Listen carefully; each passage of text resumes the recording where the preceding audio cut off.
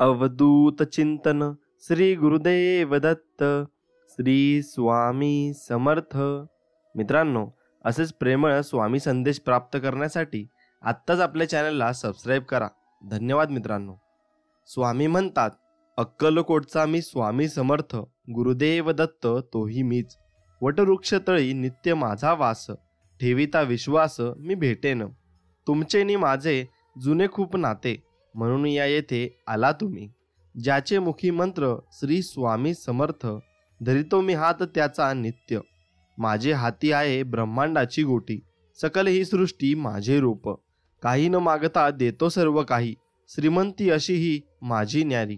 माझे नाम घेता दारिद्र्य सरते, दुःखही पळते दाही दिशा. खोटे नाटे मज खपणार नाही, माझी दृष्टी पाही सर्व काही. जरी तुम्ही दूर समुद्रा पार, होईन मी घार रक्षिण्यास. भिवू नका तुम्ही, मी तुमच्या पाठी, माझी कृपादृष्टी तुम्हावरी. स्वामी म्हणे करा देहाचे मंदिर, मग मी आतुर तेथे येण्या. मग तुम्ही तुमच्या देहाचे मंदिर केले आणि स्वामींचे नामस्मरण केले तर स्वामी तुम्हाला नक्कीच भेटतील. मित्रांनो, तुमचा जर खरंच स्वामींवर विश्वास असेल तर मग व्हिडिओला लाईक करा आणि कमेंटमध्ये लिहा, श्री स्वामी समर्थ, जय जय स्वामी समर्थ. आधी गुरुसी वंदावे, मग साधन साधावे. गुरु म्हणजे माय बाप, नाम घेता हरतील पाप. गुरु म्हणजे आहे काशी, साती तीर्थ तयापाशी. तुका म्हणे ऐसे गुरु, चरण त्यांचे हृदय धरू. आणि अशीच भक्ती तुम्ही स्वामींची केली पाहिजे. मित्रांनो, जेव्हा आपण श्री स्वामी महाराजांच्या सानिध्यात येतो तेव्हा श्री स्वामी महाराज आणि समर्थ महाराज काय करतात माहिती आहे? तर आधी तुमचे जे कष्ट असतात आणि संकट असतात ना, ते तुमच्या मार्गात ते आणतात आणि तुमचे सगळे संकट आणि कष्ट संपून टाकतात आणि मग जवळ करतात. आणि सोनं जसं भट्टीमध्ये टाकलं ना आणि त्याची गाळणी केली की मग जसा गाळ निघून जातो ना आणि शुद्ध सोनं तेवढं राहतं. व मग त्यापासून जसा हवा तसा दागिना तुम्हाला बनवता येतो. मग तसं जीवाला कर्माच्या भट्टीमध्ये टाकून सद्गुरू भोगरूपी गाळ बाजूला नक्कीच काढतात. आणि मग जो सात्विक असा राहतो ना त्याला श्री स्वामी समर्थ महाराज भक्त म्हणून नक्कीच स्वीकारतात. म्हणून आयुष्य किती आणि कसल्याही अडचणींमधून आणि संकटमधून दुःखामधून आली तरी कधीच त्यांना सोडव असं म्हणू नका. फक्त हात जोडा आणि हे भोग समर्थपणे भोगण्याची स्वामी समर्था आम्हास ताकद दे इतकं सांगा. ते भक्त वत्सल आहेत. सोडव म्हणलात तर ते कर्म पुढे ढकेलतीलही, पण पुन्हा केव्हा तरी ते भोगावेच लागतात. एवढं नक्की, भोग हे कर्करोगाच्या गाठीप्रमाणे आहेत. डॉक्टर जोवर ती गाठ पूर्णपणे काढत नाही ना, मग तोवर तो आजार नक्कीच पुन्हा पुन्हा त्रास देतच राहतो. मग एकदा का ती गाठ मुळासकट निघाली ना की पुन्हा तो रोग तुम्हाला होऊ शकत नाही आणि तो तुम्हाला उद्भवू शकत नाही. तसेच कर्म पूर्ण भोगून झाले की पुन्हा त्रास करून घेण्याचा मग काही संबंधच येत नाही. जीवनाच्या कुठल्याही परिस्थितीत माझी भक्ती श्रद्धा अविचल राहून समर्पित भावनेने तुमची सेवा माझ्याकडून तुम्ही करून घ्या. एवढे एकच मागणे त्या परम कृपाळू श्री स्वामी समर्थ महाराजांना आणि श्री स्वामीरायांना तेवढ्याच चरणी मी प्रार्थना करून हेच मागतो की तुमच्या चरणी मला ठेवावे आणि तुमच्या भक्तीत मला राहू द्यावे. ही स्वामींचरणी प्रार्थना. मित्रांनो, जेव्हा आपण इतरांसाठी प्रार्थना करतो, दुआ करतो, तेव्हा आपली प्रार्थना निश्चितच इतरांसाठी मदतीस म्हणून कार्य करते आणि अशक्य वाटणाऱ्या गोष्टी सहज शक्य होतात. आणि ही समज लक्षात ठेवून जर कोणी दुःखी वा पीडित असेल तर त्याचे दुःख संकट दूर व्हावे यासाठी आपल्याला स्वामींकडे सर्वांचे मंगल हो, सर्वांचे कल्याण हो हीच प्रार्थना करायची आहे. त्याचे दुःख दूर होऊन त्यास समाधान, आरोग्य, ऐश्वर, यश लाभावे म्हणून प्रार्थना करायची आहे. निश्चितच आपली प्रार्थना त्याच्या जीवनावर सकारात्मक परिणाम घडून आणेल आणि कर्माच्या विज्ञानाप्रमाणे आपल्या जीवनात सुद्धा हजारो पटीने वाढून मिळेल. एवढं मात्र नक्की आहे, जसे तुम्ही कर्म कराल तसंच तुम्हाला भेटेल. मग दुसऱ्यांचा चांगला विचार कराल तर तुमचंही नक्कीच चांगलं होईल. ज्याचे कर्म चांगले आहेत ना तो कधीच संपत नसतो. आणि सत्कर्मी माणसाला जीवनात अडचणी येतात परंतु त्या सुटणाऱ्या असतात. आणि या उलट जो दुसऱ्याला अडचणीत आणतो ना त्याच्या अडचणी आयुष्यभर संपत नाही. स्वामींवर नेहमी निसंकोच आणि प्रेमळ भक्ताने आणि भावनेने विश्वास ठेवा, तुम्हाला सर्व काही गोष्टी मिळतील. म्हणून मित्रांनो, जीवनात उगाचच टेन्शन कशाला घ्यायचं. स्वामी आहेत ना आपल्या पाठीशी. कुणासाठी कितीही काही करा, काही उपयोग नाही. आयुष्य बिंदास जगायचे, कुणाचे वाईट करायचे नाही, कुणाचे वाईट चिंतायचे नाही आणि कुणाचा वाईट विचार करायचा नाही. कुणाच्या मागे वाईट बोलायचे नाही. फक्त स्वतःचे प्रामाणिक राहून जगायचं. काही कमी पडत नाही आणि फरक तर अजिबात पडत नाही. कुणासाठी वाईट वाटून घ्यायचं नाही. लोकांची विविध रूपे असतात. सकाळी गोड बोलतात आणि रात्री कुणी काही डोक्यात भरवले की तोंड पाडून बसतात आणि कुठल्या तरी लहान कारणासाठी नाराज होऊन नक्कीच बसतात. मग ज्यांच्याशी तुमचा काही संबंध पण नसतो. मग आजकाल लोक देवावर पण नाराज होतात, तर तुम्ही कोण? कुणी किती वाईट बोलो किंवा करण्याचा प्रयत्न करो, आपण त्यांच्याविषयी तसेच इतरांविषयी चांगलेच बोलायचे आणि चांगलेच वागायचे. बोलण्याचे स्पष्ट वक्तपणा तुम्हाला ठेवला पाहिजे आणि कुणाच्या आयुष्यात डोकवायचे नाही आणि कुणाविषयी मागे वाईट चर्चा नक्कीच करायची नाही. फक्त स्वतःबरोबर दुसऱ्यांचे हित चिंतायचे आणि कुणाच्या पुढे पुढे करायचे नाही. जिंदगी मस्तीत पण शिस्तीत जगायची. थंड पाणी आणि गरम इस्त्री जसे कपड्यांवरच्या सुरकुत्या घालवतात ना, तसेच शांत डोके आणि तुमचे मन आयुष्यातील चिंता घालवतात. नेहमी हसत राहा आणि आनंदात राहा. तुम्हाला कोणत्याच गोष्टीची कमी पडणार नाही, कारण स्वामी स्वतः तुमचे पाठीराखे आहेत. आणि स्वामींची पाठराखण जर राहिली तर मग आपल्याला कोणत्याच गोष्टीची कमी पडत नाही. ज्यांनी तुम्हाला विनाकारण त्रास दिला तेच तुमचा ध्यास घेतील आणि त्यांना तुमची नक्कीच आज आठवण येईल. जे तुम्हाला कडवे बोलत होते तेच तुमचे गोडवे गातील आणि जे निंदा करीत होते तेच तुमची स्तुती करतील. एवढे तुमच्या फक्त नामस्मरणाने तुम्हाला एवढं काही मिळू शकतं. आणि स्वामींचे बोट सोडू नका. सोन्याचे दिवस नक्कीच येतील. अशक्य ही शक्य करतील स्वामी. आणि स्वामी म्हणत असतात, बाळा भिवू नकोस, मी आहे ना तुझ्या पाठीशी. मग तुला कशाची भीती? केवळ तुमच्या पायांशी बसून राहावं हे देखील तुमचं पूजन आहे. स्वामी मला तेच हवं आहे. आणि तुमच्यापासून दूर असताना तुमचं चिंतन करणं हे देखील तुमचं पूजन आहे. आणि या पूजनद्वारे आपण स्वामींना मिळवू नक्की शकतो. हातात जपाची माळ नाही की मुखात पूजा विधीचे अक्षलित मंत्र नाहीत किंवा सोडोपचार पूजनाचा थाटमाटही नाही.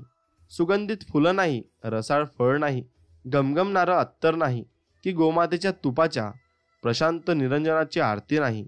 परंतु प्रत्येक क्षण तुमचाच विचार करणं हे देखील तुमचं पूजन आहे स्वामी. म्हणून मी प्रत्येक क्षणी तुमचा विचार करत असतो आणि तुमचा विचार केल्यामुळे माझी संकट नक्कीच टळतात. आणि संकटांमध्ये तुमचं नामस्मरण केलं तर मग तुम्ही माझ्या पाठीमागे नक्कीच उभे राहता. मला तुमच्यावर पूर्णपणे विश्वास आहे. मित्रांनो, तुमचा जर स्वामींवर पूर्णपणे विश्वास असेल तर कमेंट करून टाईप करा, स्वामी मला तुमच्यावर पूर्ण विश्वास आहे. तुम्ही माझी सर्व कामे नक्कीच कराल.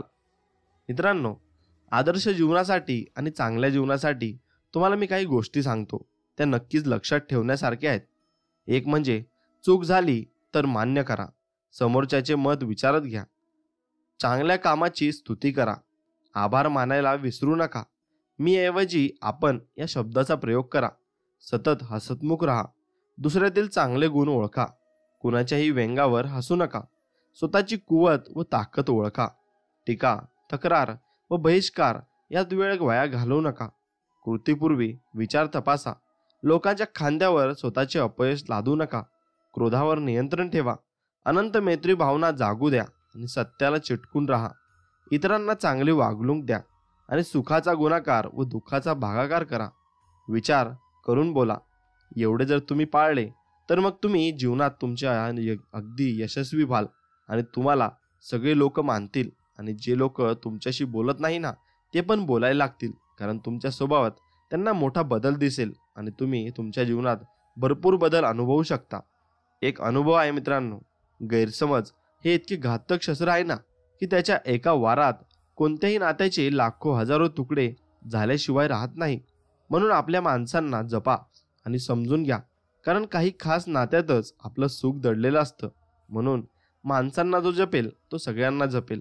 आपण ही गोष्ट आपल्या जुन्या व्यक्तींकडून शिकली पाहिजे, कारण ती लोक माणसांना खूप जपत होती आणि माणसांना जपल्यामुळे त्यांच्याकडे माणुसकी तर होतीच, पण ते माणसांवर एकमेकांवर खूप प्रेमही करत होते आणि त्यामुळे माणुसकी जिवंत राहत होती. दिव्याची ज्योत बोलत नाही, तिचा प्रकाशच तिचा परिचय असतो. मग त्याचप्रमाणे आपण स्वतःविषयी काहीच बोलू नका. उत्तम कर्म करत राहा, तेच आपला परिचय देतील. म्हणून लक्षात घ्या, तुमचा परिचय द्यायची तुम्हाला गरज नाही, कारण तुम्ही तुमचे काम एकदम कष्टाने आणि नीट चांगले मनाने करा. नक्कीच तुम्हाला दुसऱ्याला सांगण्याची गरज पडणार नाही की मी हे कमवलं. ते त्याला दिसेलच, आणि त्याला दिसलं की तो सगळीकडे सांगेलच. म्हणून आपली बढाई कुठेच मारू नका. ज्याला दुःखाची जाणीव असते ना, त्याला सुखाची किंमतही असते. म्हणून जे दिवस आपण काढले आहेत त्याची नेहमी जाणीव ठेवा. सुंदर चेहरा म्हातारा होतो, बलाढ्य शरीर सुद्धा एक दिवस गळून पडतं बरं.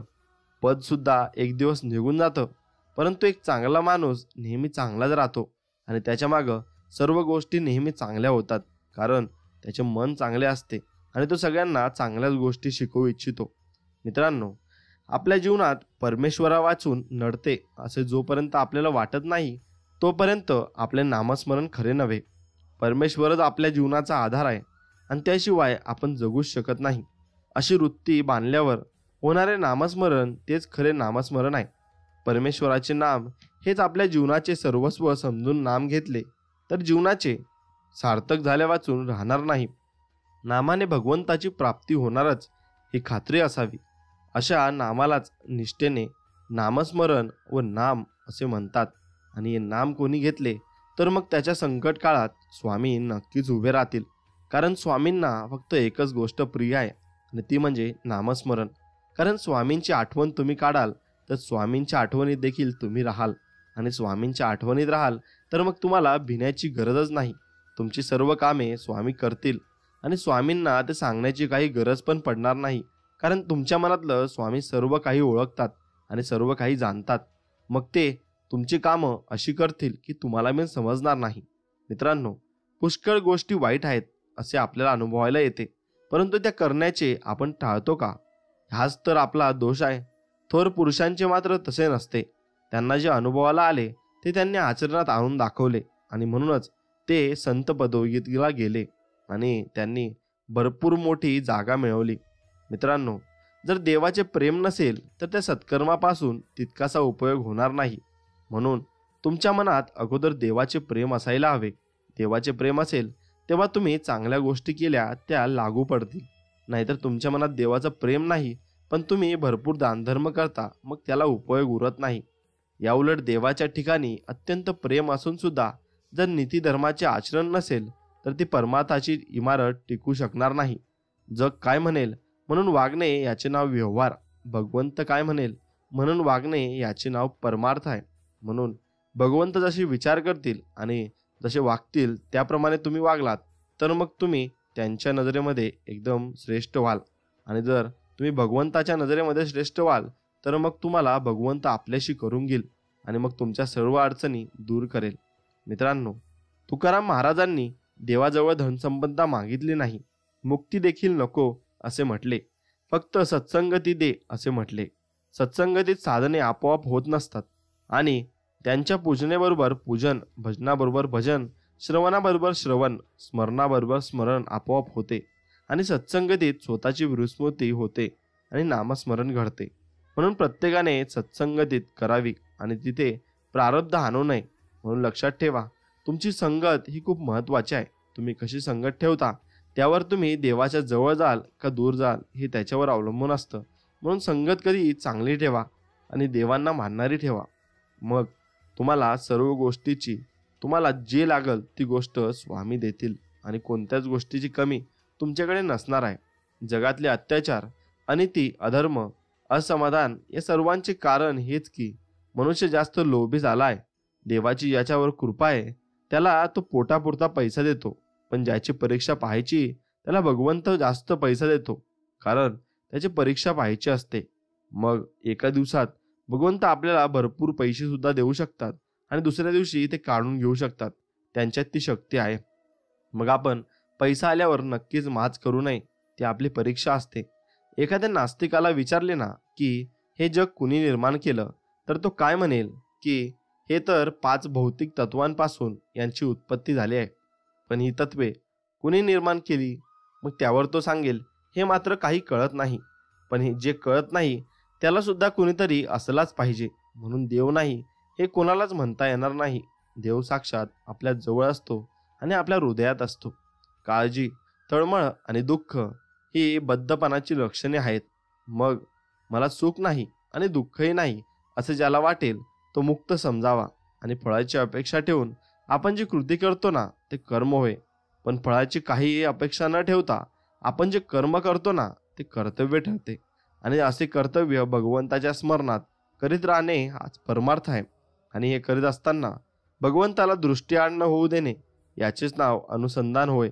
आणि मग भगवंताला तुम्ही सर्व काही सांगत असता आणि मग भगवंत त्यानुसार तुमचे सर्व कार्य मार्गी लावत असतो. समाधानासारखे औषध कुठेच नाही.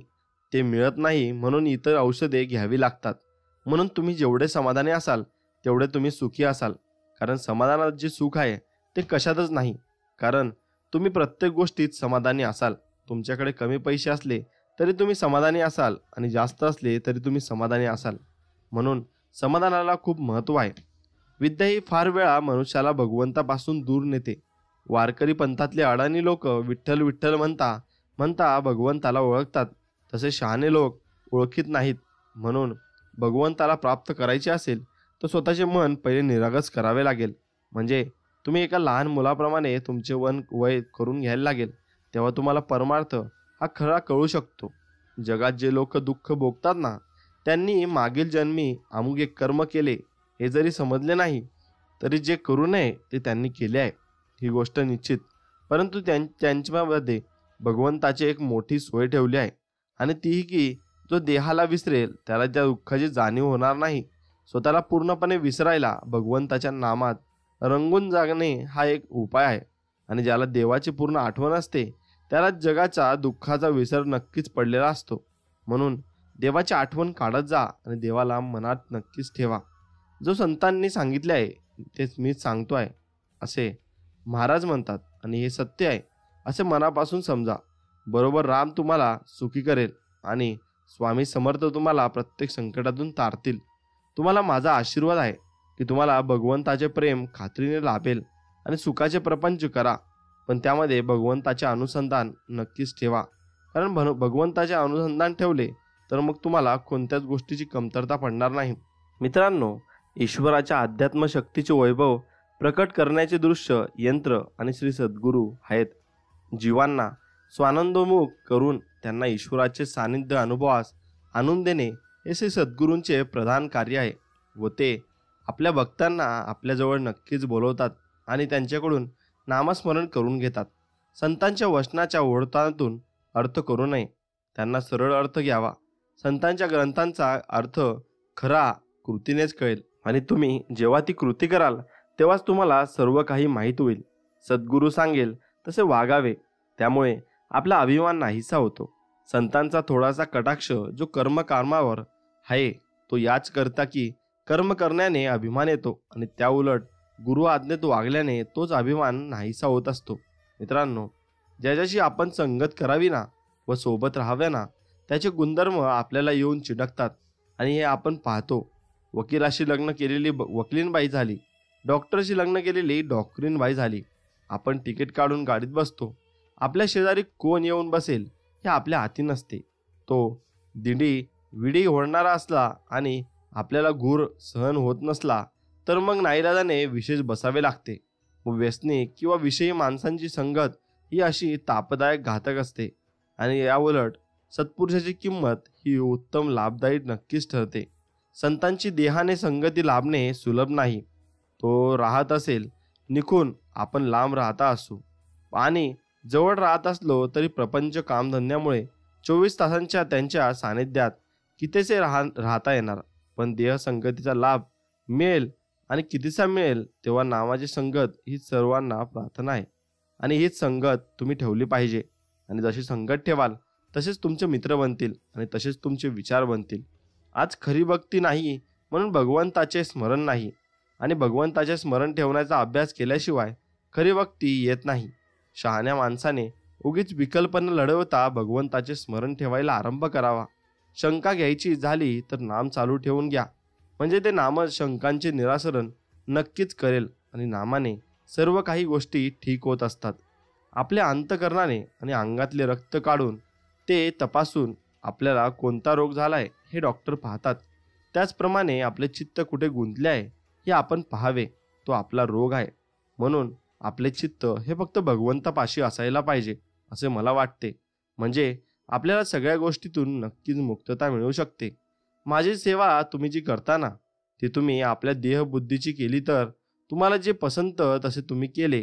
व वास्तविक माझी सेवा म्हणजे मला जे आवडते ते करणे आणि माझ्या आज्ञेत राहणे आणि नामस्मरण करणे. सर्वाभूती भगवद्भाव ठेवून कुणाचे मन न दुखवणे, परमात्माच सर्व करतो अशी भावना ठेवणे. मी म्हणजे अमुक एक अशी आपल्या अस्तित्वाची विषयी जशी खात्री असते तशी देव आहे अशी खात्री पाहिजे.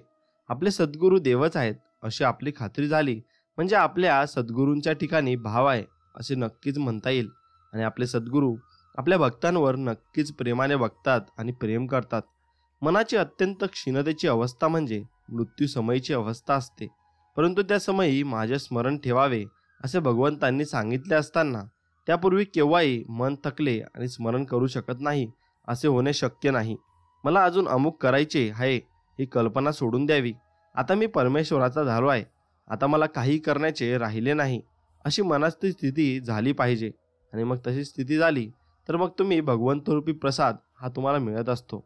सर्कशीमध्ये जसा वाघ, सिंह, घोडे, हत्ती जे काही प्राणी असतील ते खेळ खेळतात आणि घोडा असा सुंदर नाचतो असे आपण म्हणतो. पण त्या घोड्याचे, त्या वाघाचे, त्या सिंहाचे लक्ष आतमध्ये चाबूक उगवणारा तो मनुष्य असतो त्याच्याकडे असते ना. मग प्रेक्षक काय म्हणतील ते तो प्राणी पाहत नाही आणि आपण काय करतो, भगवंत काय म्हणेल हे पाहतच नाही. मग जग काय म्हणेल ते पाहतो. आणि आज आपल्या नाना तऱ्हेचे उद्योग करावे लागतात. प्रपंच म्हटला म्हणजे किती गोष्टी कराव्या लागतात. त्या सगळ्या करीत असताना भगवंताचे स्मरण ठेवून भरपूर गोष्टी करणे हे आपले खरे कर्तव्य आहे. आणि भगवंताला दररोज नमस्कार करूनच तुम्ही बाहेर पडले पाहिजे, कारण तो भगवंत तुमची घरी येण्याची वाट नक्कीच पाहत असतो. जगात असे कोणतेही पाप नाही की जे नामासमोर राहू शकेल. सत्याला काही रूप दिल्याशिवाय आज आपल्याला त्याचे अनुसंधान ठेवता येत नाही. आणि नाम हे त्यांचे रूप आहे, म्हणून नामाचे सतत अनुसंधान ठेवावे. आणि तुम्ही कुठेही राहा पण नामात राहा. नाम तेवढे बळजबरीने घ्या, श्रद्धेने घेतले तर जास्त बरे. वृत्ती सांभाळून नामात राहिल्यात तर तुम्ही त्याहूनही जास्त बरे व्हाल आणि मग तुम्हाला बरे वाटू लागेल. मित्रांनो, मग असेच असते ज्यातून आपण काहीतरी गोष्टी शिकत असतो ते सर्व काही भगवंताचे असते. अभिमानाने कोणतेही कृत्य केले तर ते नाही भगवंताला पोहोचत. दानधर्म केला, धर्मशाळा बांधल्या, हे सर्व नाव होण्याकरता जर केले तर त्याचा तुमच्या कल्याणाला काय उपयोग.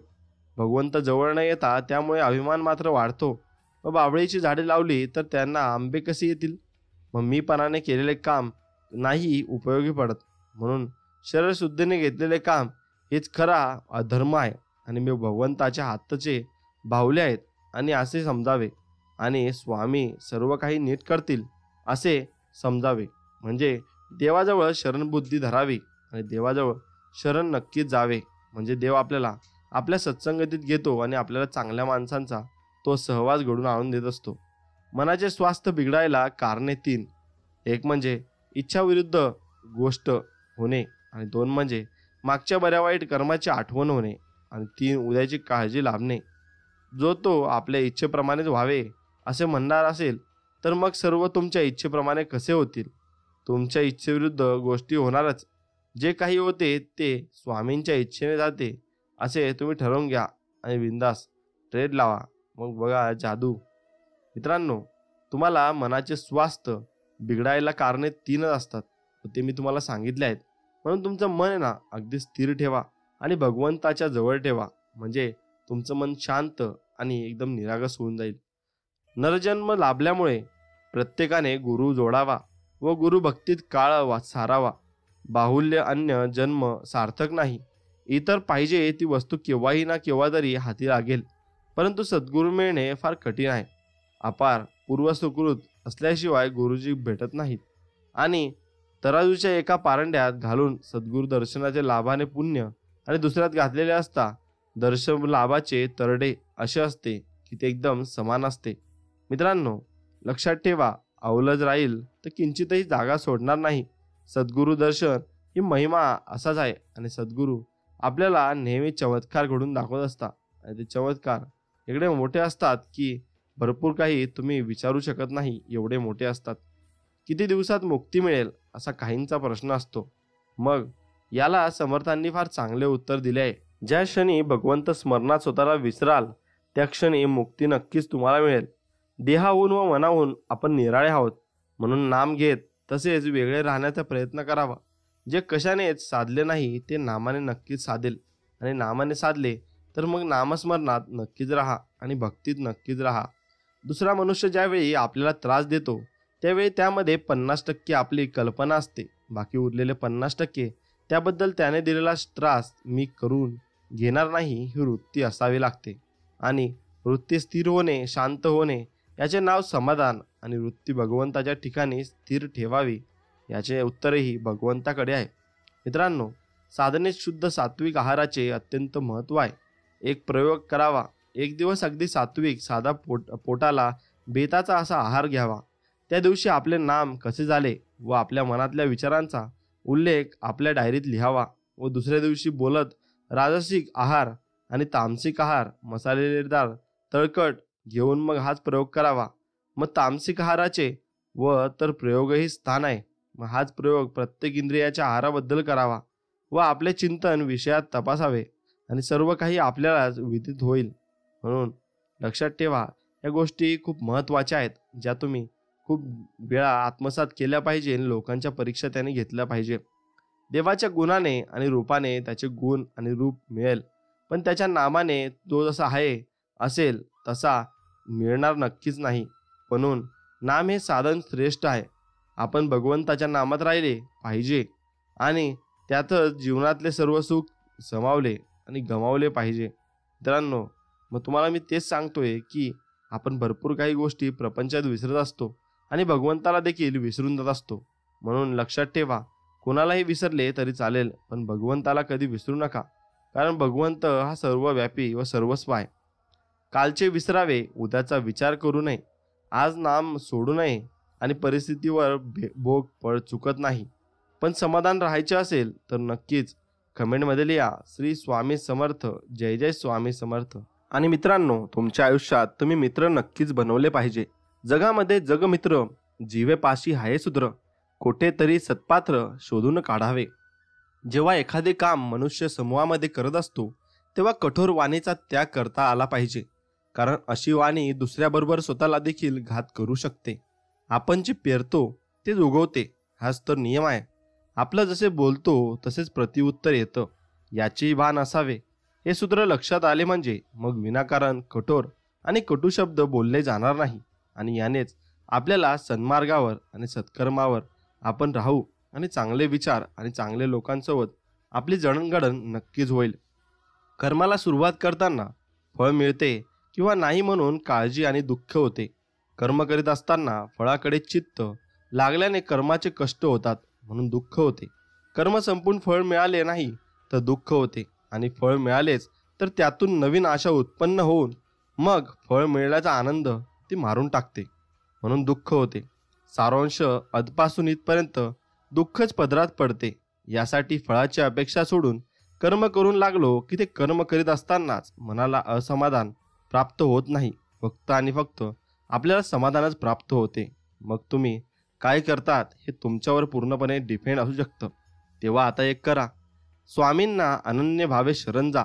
स्वामी, तू ठेवशील त्यात आनंद मानीन अशी त्यांच्या चरणी मस्तक ठेवून प्रार्थना करा.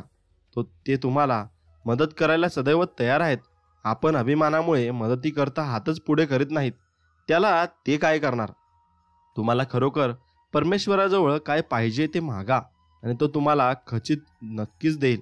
मग पण जे मागाल ते मात्र हिताचे मागा, चुकीचे मागू नका, नाहीतर देव तेवढ्या वेगाने ते परत सुद्धा घेतो. आपण जगामध्ये नक्कीच एवढा मोठा व्याप वाढवतो आणि सर्व काही गोष्टी करतो, तो आनंदासाठीच वाढवतो आणि आनंदासाठीच करतो. पण भगवंताच्या व्यतिरिक्त असणारा आनंद हा कारणावर अवलंबून असल्याने ती कारणे नाहीशी झाली की तो आनंद पण मावळतो, आणि यासाठी तो आनंद अशाश्वत होय, म्हणून तो टिकणारा नसतो. म्हणून खरा आनंद कुठे मिळतो ते पाहावे. खरा आनंद दृश्य वस्तूंमध्ये नसून वस्तूंच्या पलीकडे आहे. चिरकाल टिकणारा आनंद वस्तुरहितच असतो. म्हणून आनंदासाठी वस्तूच्या मागे लागणे बरोबर नाही. ज्या आनंदात दुःख निघत नाही तोच खरा आनंद. ब्रह्मानंद हा प्रत्येकाच्या हृदयात स्वयंभू आहे. वृत्ती वळवून तो नक्कीच तुम्ही चाखला पाहिजे आणि त्यानुसार तुम्ही जीवन जगले पाहिजे. म्हणजे तुमच्या जीवनात कोणत्याच अडचणी येत नाहीत आणि तुम्हाला भगवंत प्राप्ती झाल्याशिवाय राहत नाही. आणि तुमच्याबरोबर चांगलीच कामे नक्कीच होत असतात आणि ती होत असताना तुम्ही भरपूर काही गोष्टीतून जात असता. मग ते तुमचे कष्ट आणि संकट स्वामी नक्कीच दूर करत असतात. मित्रांनो, आपलं फक्त लक्ष नसतं. संकटांना कधी कंटाळायचं नसतं, त्यांना समोर नक्कीच जायचं असतं. कोणी नावे ठेवली ना तर थांबायचं नसतं. आपलं चांगलं काम करायचं असतं. अपमानाने कधी खचायचं नसतं. जिद्दीने बळ वाढवायचं असतं. नाराज मुळीच व्हायचं नसतं. चैतन्य सदा फुलवायचं असतं. पाय ओढले म्हणून परतायचं नसतं. पुढे आणि पुढे जायचं असतं. लोकनिंदेला कधी घाबरायचं नसतं. आपलं सामर्थ्य दाखवायचं असतं. जीवनात खूप करण्याजोगे असतं. आपलं फक्त तिकडे लक्ष नसतं. रागात कोणाला बोलायचं नसतं. प्रेमाने मन जिंकायचं असतं आणि प्रेमाने मन जिंकाल तर मग सर्व काही चांगले होईल आणि चांगले झाले तर मग आपल्याविषयी सर्वांच्या मनातील भावना या अगदी प्रेमळ होतील. मित्रांनो, मनशक्ती. आता मनातील शक्ती कधी ती तुम्हाला हिमालयाच्या शिखरावर नेऊन बसवेल किंवा मन रुसलं तर साधी काडीही उचलता येणार नाही. मनाने ठरवले तर सापाची दोरी समजून वर चढून जाता येतं आणि कधी दोरीचा साप करून ते तुम्हाला भयचकित करतं. म्हणून मनाच्या खेळामुळे उद्यानाच्या जागी उकिरडा दिसू लागेल आणि साक्षात ईश्वर सामोरी आला तरी तिथे दगडी मूर्तीच दिसेल. म्हणून तुमची मनशक्ती ओळखायला शिका आणि मनाने तुम्ही माणसं ओळखायला शिका. चांगल्या माणसांची कधी परीक्षा घेऊ नका, कारण ते पाऱ्यासारखे असतात. जेव्हा तुम्ही त्यांच्यावर घाव घालता तेव्हा ते तुटले जात नाहीत, पण निष्ठून शांतपणे तुमच्या आयुष्यातून निघून जातात आणि तुम्हाला ते परत कधीच भेटत नाही. आकाशातून पडणारा पावसाचा थेंब हातावर झेलला ना तर तो पिण्यायोग्य असतो. म्हणून तोच गटारात पडला तर मात्र त्याची प्रतिष्ठा इतकी ढासळते की तो पाय धुण्याच्याही लायकीचा राहत नाही. म्हणून आपल्या जीवनात जो आपला सहवास असतो तो खूप महत्त्वाचा असतो. आपला सहवास ठरवतो की आपण कसे वर्तन करणार आहेत आणि आपण कसे वागणार आहेत. म्हणून मित्रांनो, नेहमी तुमचा सहवास चांगला ठेवा आणि तुमचा सहवास चांगला राहिला तर तुमची कर्मे देखील चांगलीच राहतील. तोच थेंब गरम तव्यावर पडला ना तर त्याचं अस्तित्व संपून जाते आणि तो नष्ट होतो. कमळाच्या पानावर पडला तर मोत्यासारखा चमचम करतो आणि शिंपल्यात पडला तर प्रत्यक्ष मोतीच बनतो. थेंब तोच, परंतु कुणाच्या सहवासात येणार यावर त्याचं अस्तित्व, त्याची पत, प्रतिष्ठा अवलंबून असते. म्हणून मित्रांनो, तुम्ही पण तुमच्या जीवनातील असा पाण्याच्या थेंबासारखे आहेत. तुम्ही जर चांगली गोष्टींची चांगल्या गोष्टी तुम्ही अनुभवल्या आणि चांगल्या गोष्टी आत्मसात केल्या तर तुम्हाला देखील तुमच्या आयुष्यात चांगल्याच गोष्टी घडतील. पण तुम्ही वाईट गोष्टींमध्ये पडलात तर नक्कीच मग तुम्हाला वाईट होण्यापासून कोणीच रोखू शकत नाही. गरज सोबतीची असते. स्वतःचा वेळ खर्च करणारा, त्या कुणा महाराजांकडे वेळ आणि वार मागून घेणारा तुमचा मित्रच देव माणसासारखा असतो. फार कशाला, तुमच्या विरुद्ध मनस्थितीत, भीषण एकटेपणी, एकाकी अस्थिर मनाच्या अवस्थेत, एकांतात एखाद्या व्यक्तीचा निशब्द वारवरही तुम्हाला किती बळ देतो ते जीवनाचा साथीदार गेल्यावर नक्कीच तुम्हाला कळेल. म्हणून असा सोबती बनवा जो तुम्हाला कधीच सोडून जाणार नाही आणि तुम्हाला कायम तो तुमच्या जवळ असेल. आत्मपरीक्षण तुम्ही नक्कीच केलं पाहिजे. आपण स्वतःचा जो विचार करतो ना तो आत्मचिंतन असते आणि आत्मपरीक्षण याचा विचार न करता केवळ आपल्या सोयीचा, सुखाचा विचार करतो आणि त्यासाठी इतरांचा वापर करतो. घरातला रांगता जीवही त्याला अपवाद नाही.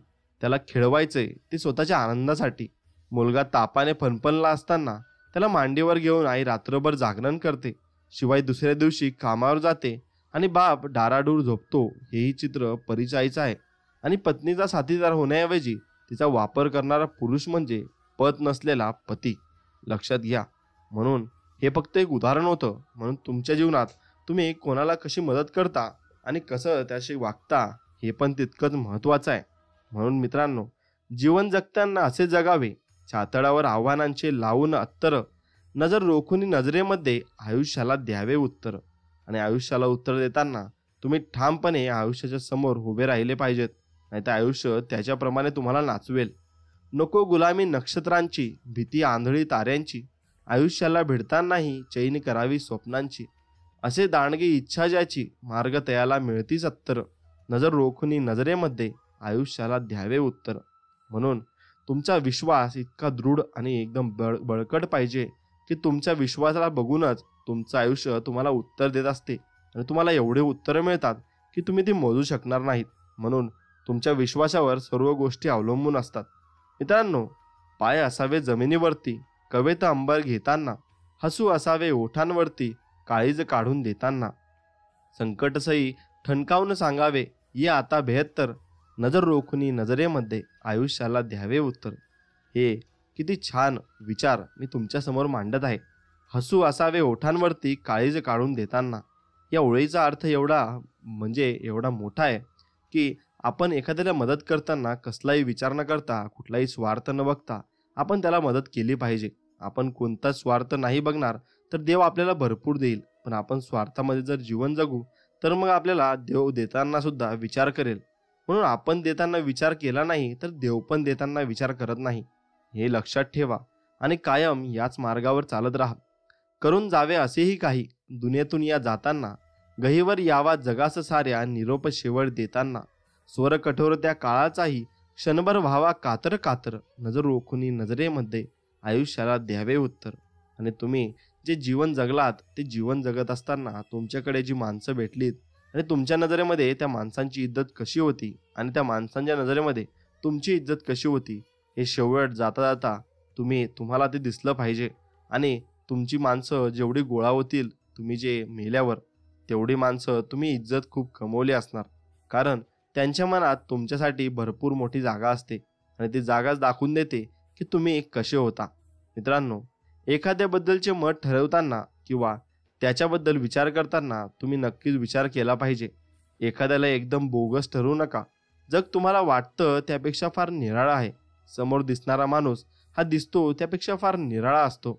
तर्काला सोडून किंवा स्वतःच्या वृत्तीला सोडून तो एकदम वेगळीच कृती करून दाखवतो. तुम्ही चमकता, हे कसं घडलं असं निष्कारण वारंवार दुसऱ्यांना विचारत बसता. आपल्याला माणसं कशी आहेत हे अजून समजत नाही असं म्हणत स्वतःला अज्ञानी मानून गप्प बसता. असं का होतं माहीत आहे का? मी सांगतो. आपण पटकन एखाद्याला बोगस म्हणून निकाळात काढतो व मोकळे होतो. पण तुम्ही सांगा, एवढ्या घाईघाईने निर्णय घेऊन आम्हाला कुठे जायचं असतं? ही घाई नडते आपल्याला. आपण थोडं शांतपणे घेतलं तर माणसाच्या सगळ्या हालचाली आपल्या समजतील आणि माणसाच्या हालचाली, माणसाचे विचार यावर कित्येक गोष्टींचा पगडा असतो. पण निर्जीव वस्तूही माणसांवर आपले हुकूमत गाजवतात. मग तेव्हा मात्र आपल्याला वाईट वाटते. आणि आपण जेव्हा दुसऱ्यांवर वर्चस्व गाजवतो आणि अधिकार देतो तर मग ते आपल्याला चांगले वाटत असते. पण आपल्यावर कोणी अधिकार गाजवला मग ते आपल्याला वाईट वाटते. मग असे का? मग आपण या गोष्टी विचार केल्या पाहिजेत. आता समाज जीवन, माणूस बिघडला ह्यात थोडक्यात अर्थ तो मी म्हणतो तसं वागत नाही हाच असतो. आणि दूरदर्शनने तर समाजाच्या चिंध्या केल्या आहेत. वासनांना आव्हान करण्यापलीकडचे चित्रपट काय करीत आहेत? कॉलेजमध्ये रँकिंग का चालतं? आणि अशा सडलेल्या वातावरणातल्या मुलांचं बालपण आणि तरुणांच्या समस्या फार वेगळ्या आहेत. अजून परीक्षेचे पेपर फुटतात, क्रमिक पुस्तक वेळेवर मिळत नाहीत आणि कोवळ्या वयातल्या मुलांच्या पाठीवरचा क्रमिक अभ्यासक्रमाच्या गोणी पाहिल्या मग तर त्यांच्या तारुण्यात त्यांना हमखास मग त्यांना आत्मविश्वास कमी होणार आणि तो व्हायला त्यांना वेळ लागणार नाही. मग लक्षात ठेवा, त्यांचा दिशात ते मेंदूपर्यंत जाईल. आणि डिग्री मिळूनही तरुणांना आत्मविश्वास येत नाही. याचा अर्थ हाच की ज्ञानवृक्षांनी पेरणी होत नाही आणि झालेली नाही. सगळी बाणगुळ आहेत आणि जीवनावश्यक वस्तू परवडण्यापलीकडच्याच आहेत. आणि सजीवालयासमोर धान्याचे दर किती हा फक्त फळक आहे. आणि वाण्याच्या दुकानात फक्त वाण्याचीच भाषा शिजते. म्हणून सचिवालयात कुणाची शिजते माहीत नाही. घरोघरी पती पत्नी नोकरीसाठी, लोकल गाडी पकडण्यासाठी जेवढा जीव टाकतात तेवढा पोटच्या मुलासाठीही टाकू शकत नाही. आईबाप व्हायला वेळ लागत नाही आणि झोपडपट्टीत तर वेळ घालवतानाही नाही. तर पालक होणं अवघड आहे. जन्माला जीव घालणं सोपं आहे, पण त्या जीवाचं जीवन घडवणं अशक्य आहे. एवढं मात्र लक्षात ठेवा. म्हणून आपण पालनपोषण कसं करतो हे पण आपल्याला बघायला हवं. शिक्षण शाळेतलं आणि व्यवहारातलं, मग ते कसं असतं आणि शिक्षण म्हणजे काय हे आपण जाणून घेऊ. पाठांतर करून लक्षात ठेवलेली जुजबी माहिती, ज्याचं पाठांतर न जास्त तो हुशार ज्याचं कमी तो मागे पडणारा.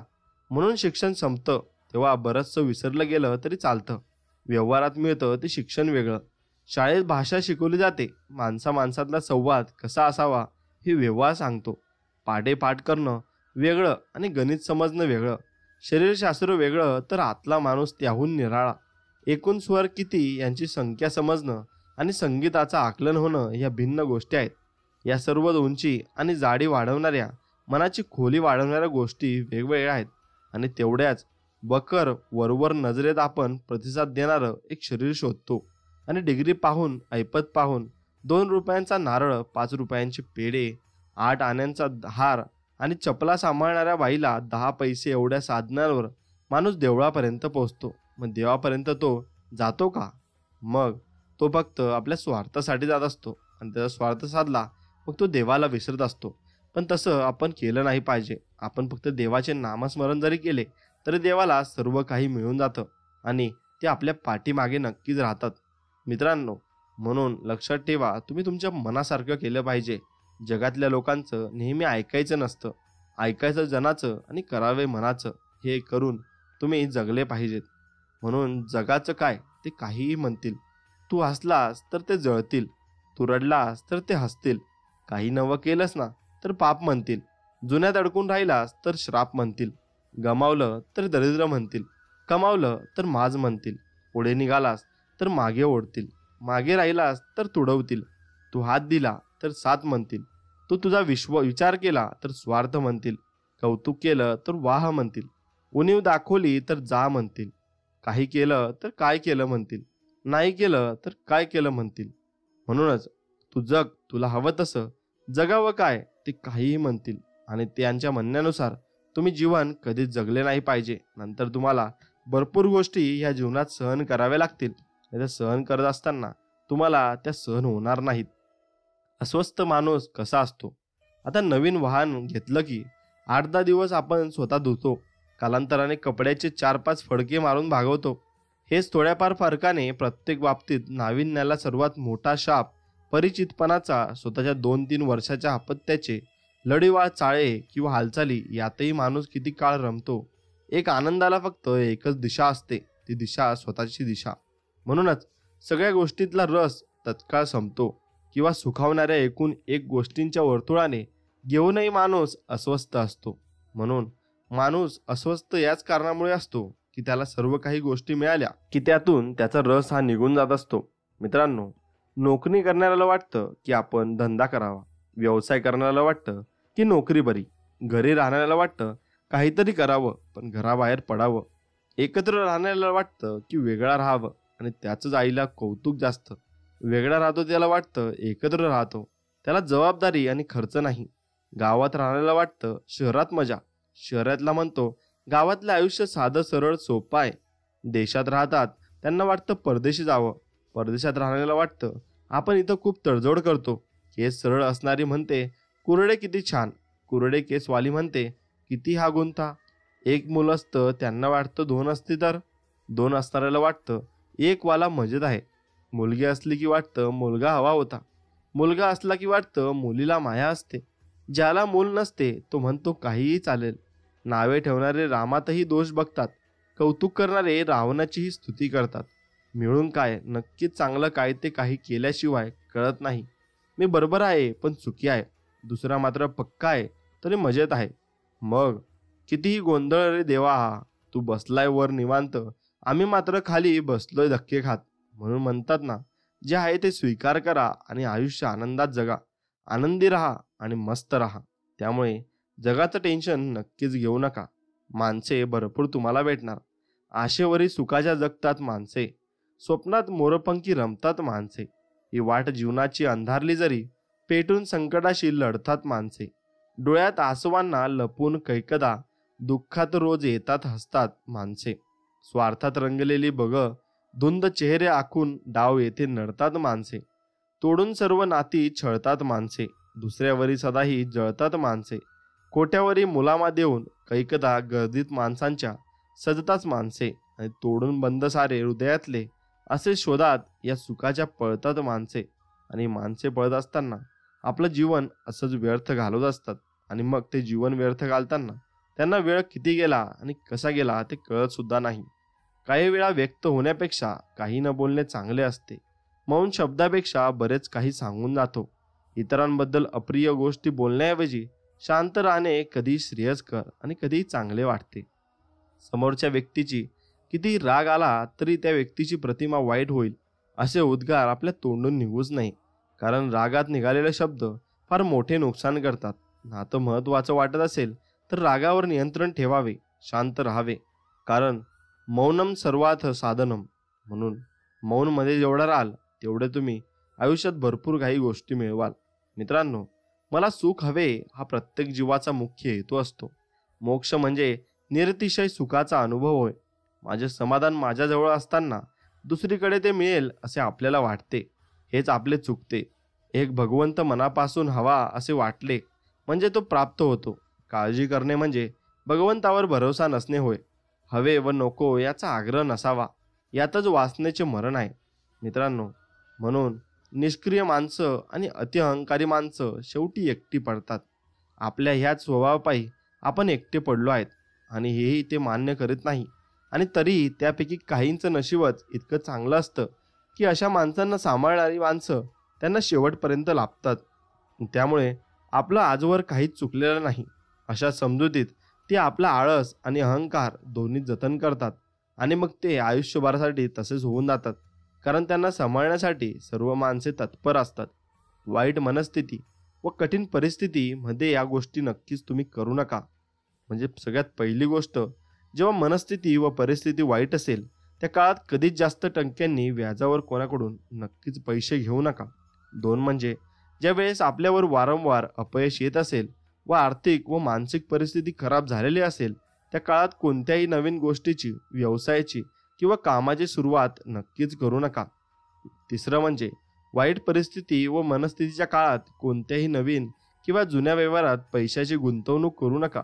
असे केल्याने फक्त आणि फक्त नुकसान होत असते.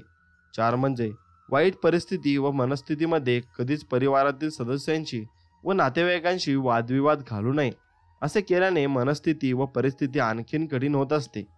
5 म्हणजे वाईट परिस्थिती व मनस्थितीमध्ये कधीच मित्रमंडळी व नातेवाईकांचा सल्ला व मार्गदर्शन घेऊ नये. त्याऐवजी प्रोफेशन व अनुभव तज्ज्ञांकडूनच मार्गदर्शन घ्यावे. 6 म्हणजे वाईट परिस्थिती व मनस्थितीमध्ये व्यसनाचे प्रमाण वाढवू नक्कीच नाही. कारण व्यसनाचे प्रमाण जास्त झाल्याने माणसाची बुद्धी चालत नसते. 7 म्हणजे वाईट परिस्थिती व मनस्थितीमध्ये आपल्यावर टीका करणारे व आपली निंदा करणाऱ्या माणसांशी पूर्णपणे संपर्क तोडावा. कारण अशी माणसं आपला आत्मविश्वास आणखीन कमी करत असतात आणि मग आत्मविश्वास कमी होत गेला की मग आपण आयुष्यात ढासळत जातो आणि आपला विश्वास कमी होत जातो आणि आपण दुसऱ्यांवर विश्वास ठेवण्याचं देखील नक्कीच टाळत असतो. प्रेम खरं असेल तर एकमेकांना भावना सांगायची गरज कधीच भासत नाही. कारण डोळे पाहून, हावभाव पाहूनच आपल्या मनात काय आहे हे आपल्यावर प्रेम करणारी व्यक्ती ओळखत असते व अशा व्यक्तीला आपल्याला काय हवे आहे हे कधीच सांगायची गरज भासत नसते. आणि पण आजकालचे प्रेम फक्त पैसा, दिखावा, राहणीमान, ऐपत व गरजांवर उभारलेलं असतं. त्यामुळे त्या प्रेमामध्ये भावनांना काही महत्त्व उरत नसतं. जो तो व्यक्ती स्वतःच्या नजरेत पडूनही लोकांच्या नजरेत स्वतःचे व्यक्तिमत्व आकर्षित बनवण्याचा प्रयत्न करीत आहे व या प्रयत्नात स्वतःला दुःख आणि एकटेपणामध्ये झोकून देऊन दुनियेत समोर फार सुखी असल्याचा दिखावा करीत आहे. ना त्याला प्रेमाला किंमत उरलेली नाही, ना त्या भावनांना किंमत उरलेली आहे. फक्त जग काय म्हणलं याचा विचार करून माणसाने फक्त त्यांच्या गरजा कशा पूर्ण होतील याचाच विचार करण्यात प्रेमाची आहुती देऊन स्वतःला नजरेत मागून माणूस तर पडला आहे, परंतु फक्त त्याची दिखाव्याची जिंदगी त्याच्या समोर उरलेली आहे.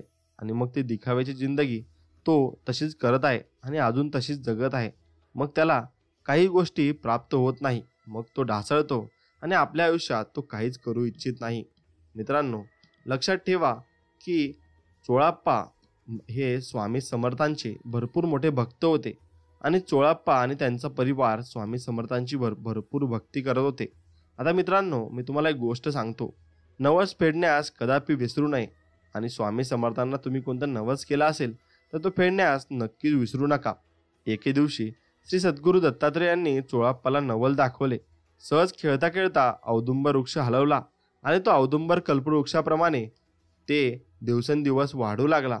मग त्या लहान गोजीरवाण्या कल्पवृक्षाचे सर्वजण पूजन करू लागले आणि नमस्कार करीत असत.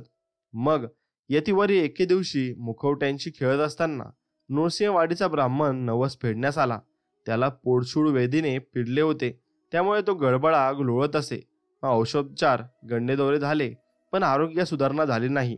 तीर्थक्षेत्री देवधर्म व्रतानुष्ठान नियमाने केले, पण व्यर्थ. म्हणून नृसिंहवाडीसारख्या प्रसिद्ध क्षेत्री गुरुचरित्राची पारायणे झाल्यावर स्वप्नात श्रीमंत नृसिंह गुरूंनी येऊन सांगितले की तू अक्कलकोटी जा. तेथे ब्रह्मा, विष्णू, महेश या तिघांचा एक अवतार घेऊन संपूर्ण जगाचे कल्याण करून सगळ्यांना तारण्यास यतिवेश धारण करून आहेत. तुझ्या कामासाठी तू जावे. आणि जागृत होऊन आश्चर्य वाटून ब्राह्मणाने साधूला दृष्टांत दिला आणि साधूने त्याला अवश्य जा, तुझे आरोग्य सुधारेल म्हणून सांगितले. साधूचे बोलणे त्याने ऐकले आणि चालण्यात सामर्थ्य नव्हते, म्हणून त्याने एक नवा घोडा घेतला आणि गुरुपादुकांना नमस्कार करून रुद्राभिषेक केल्यावर नैवेद्य समर्पण करून भक्तिभावाने म्हणाला, आरोग्य झाल्यावर गुरुदर्शनच होताच 1.25 रुपयाचे पेढे चढवीन आणि वाटीन. नंतर देवाला लोटांगण घातले व घोड्यावर बसून तो शूळ त्रास असलेला ब्राह्मण श्री गुरुदेव दत्तांचे स्मरण करीत आनंदाने निघाला. हळूहळू चालता चालता अक्कलकोटी पोहोचल्यावर तो लोकांचा विचार करू लागला आणि श्रीमती जगतपती कोठे असतात त्यावेळी बाळकृष्ण ग्रामजेशी यांनी त्यांना चोळाप्पाच्या घरी पोहोचवले. घराचा दरवाजा लहान असताना ब्राह्मणाने घोडा आत घुसवला आणि त्यावेळी औदुंबराजवळ शिवशंकर खेळत बसले होते आणि घोडा आत जाईना की बाहेर येईना. लोक चमत्कार पाहू लागले. घरातून समर्थ म्हणू लागले, का रे, दृष्टांताचे पेढे विसरलाच वाटते, ते आणल्याशिवाय तुझा घोडा हलणार नाही. बाहेर ब्राह्मण आणि इतर मंडळी यतींचे बोलणे ऐकून ब्राह्मणाला विचारू लागली. त्या ब्राह्मणाला म्हणाली, काय नवस केला होतास? ब्राह्मण म्हणाला, ऐका हो सगळेजण ऐका. हे अर्थसाक्षी साक्षात परमेश्वर आहेत, मी मनातच ओळखले.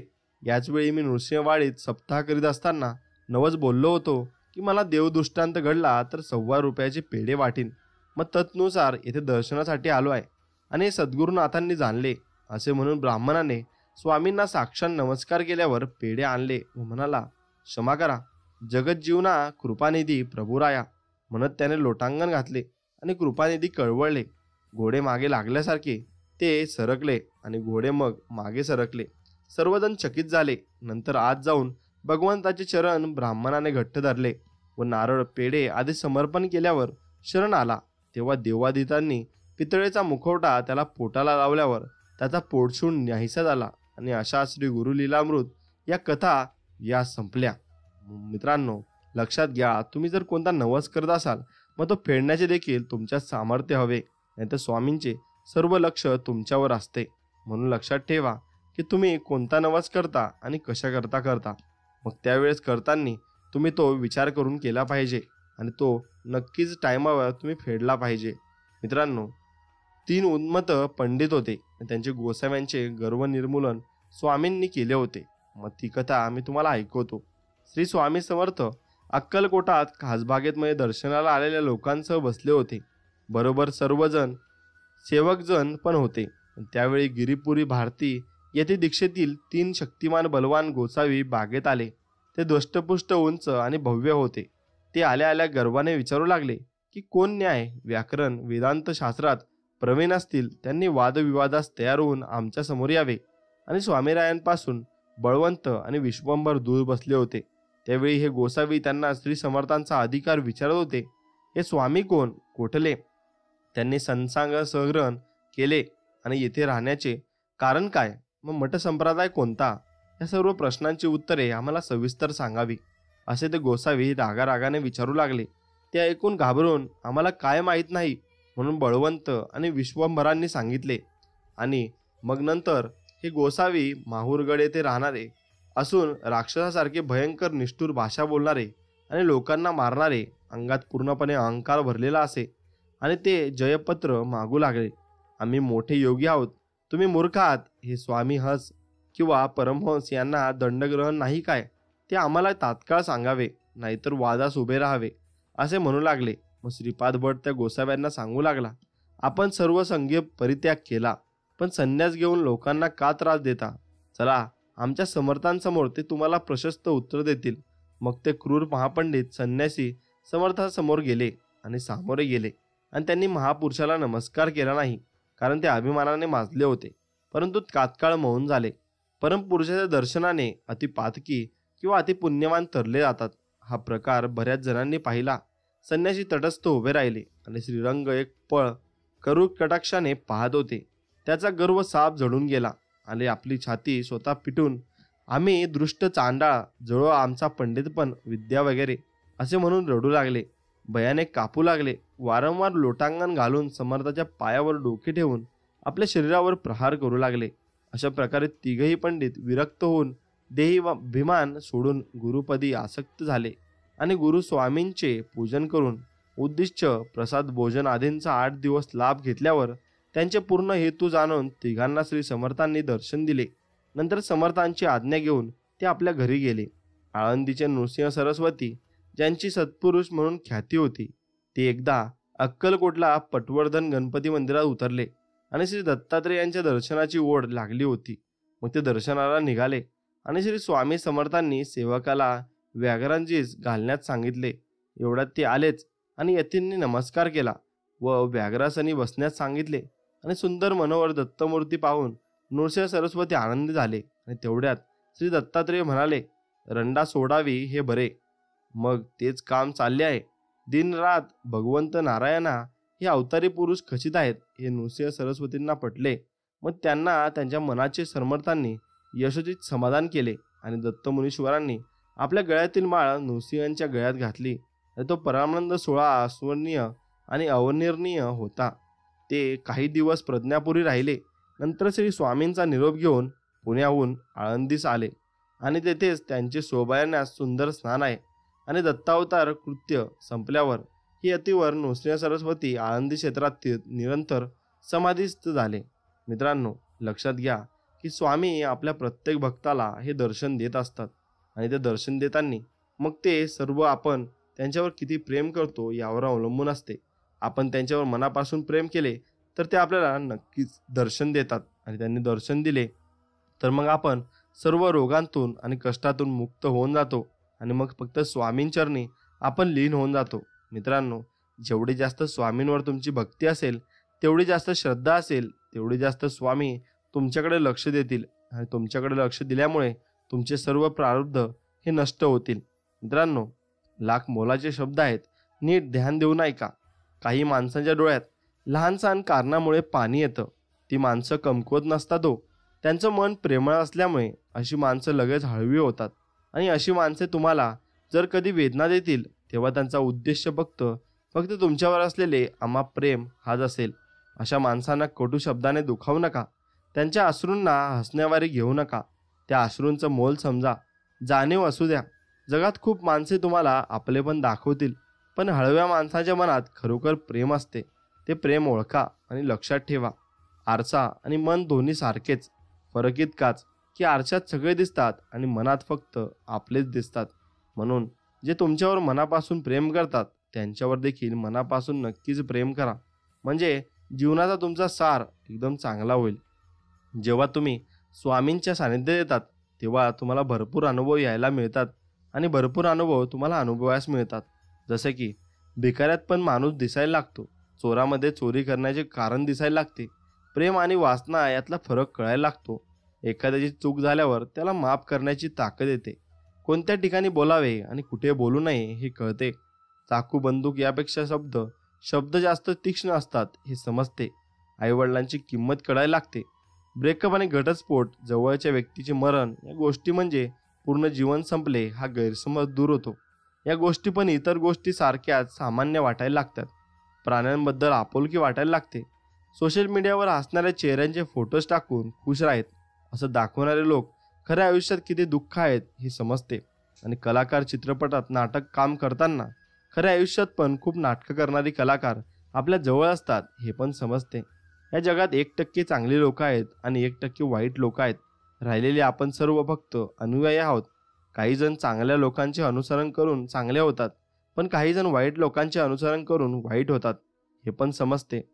प्रोत्साहनामुळे हरलेला व्यक्ती जिंकू शकतो हे समजायला लागतं. आणि हारल्यावर किंवा नापास झाल्यावर आत्महत्येचा विचार पण मनात येत नाही. असं होतं आणि जीवन जगण्याची नवी उमेद, एक ऊर्जा निर्माण होते. आयुष्यात प्रति संवेदनशील भावना निर्माण होते आणि एकमेकांच्या सुखदुःखाची तीव्रता कळते. करोडोची संपत्ती असणाऱ्यामध्ये गरीब तसेच दिवसाचे 200 कमवणाऱ्यामध्ये श्रीमंत दिसायला लागतो. आयुष्य खऱ्या अर्थाने सुंदर करण्यासाठी, संघर्ष करण्यासाठी प्रेरणा नक्कीच देते आणि ती प्रेरणा मिळाली की मग सर्व काही चांगले होऊ लागते. आपण आपले संपूर्ण आयुष्य तो दिवस शोधत फिरत असतो जो आपल्याला महत्त्वाचा वाटतो, म्हणजे आपला मृत्यूदिन. आपल्याला रात्रंदिवस याच गोष्टीची काळजी लागून राहिलेली असते की आपल्याला मृत्यू कधी येणार. पण यापेक्षा महत्त्वाचे 2 दिवस आपल्या आयुष्यात असतात. पहिला म्हणजे आपल्याला हे जीवन मिळाले तो दिवस, आणि दुसरा म्हणजे आपल्याला आयुष्य समजते तो दिवस. दुर्दैवाने जन्मदिन आणि मृत्यूदिन प्रत्येक माणसाच्या आयुष्यात येतो, पण बहुतांश लोकांच्या आयुष्यात तो मधला महत्त्वपूर्ण दिवस कधीच येत नाही आणि तो काहींच्या लोकांच्या आयुष्यात नक्कीच येतो. तुमची स्वामींवर भक्ती असली मग तुमच्यावर ती वेळ नक्कीच येईल. मित्रांनो, इच्छाशक्ती, ज्वलंत इच्छा ही परिपूर्णतेची सुरुवात असते. माणसाचे मन जे विचार रुजवते ना आणि विश्वास ठेवते ना, तो विचार ते साध्य करते. या वृत्तीमुळे तुम्ही शक्तिशाली झाल्याचे अनुभव करता आणि स्वतःच्या आयुष्यावर ताबा मिळवता. जेथे इच्छा असते तेथे मार्ग असतो. तुम्हाला जेव्हा तीव्रतेने काही हवे असते तेव्हा ते मिळवण्यासाठी तुम्हाला कोणीही थांबवू शकत नाही. म्हणून तुमच्या इच्छेवर सर्व काही अवलंबून आहे आणि तुमच्या इच्छेवरच सर्व काही गोष्टी अवलंबून असतात. मित्रांनो, तुमची इच्छा असली तर तुम्ही देवाला सुद्धा भेटू शकता, पण मनापासून आणि तितक्या प्रेमळ मनाने आणि निर्मळ मनाने तुम्ही देवाची भक्ती केली पाहिजे आणि स्वामींचे नामस्मरण केले पाहिजे. तर तुम्हाला स्वामींचे अनुभव नक्कीच येतील. पण तुम्ही स्वामींना फेटाळले किंवा चूक माग बोलले तर मग तुमच्यासोबतही तशाच गोष्टी घडायला लागतील. कारण तुम्ही जसे बोलता, जसे करता तसे तुम्ही होत जाता. एवढे लक्षात ठेवा आणि त्यानुसार सर्व कार्य करा. मित्रांनो, आजच्या व्हिडिओमध्ये एवढेच. चला तर मग भेटूया नवीन एक व्हिडिओमध्ये. तोपर्यंत चॅनलला सबस्क्राईब केलं नसेल तर सबस्क्राईब करा, व्हिडिओवर एक लाईक करा आणि बेल नोटिफिकेशन ऑन करा. भेटूया नवीन एक व्हिडिओमध्ये. तोपर्यंत जय श्रीराम, जय श्री हनुमान, श्री स्वामी समर्थ, जय जय स्वामी समर्थ. धन्यवाद.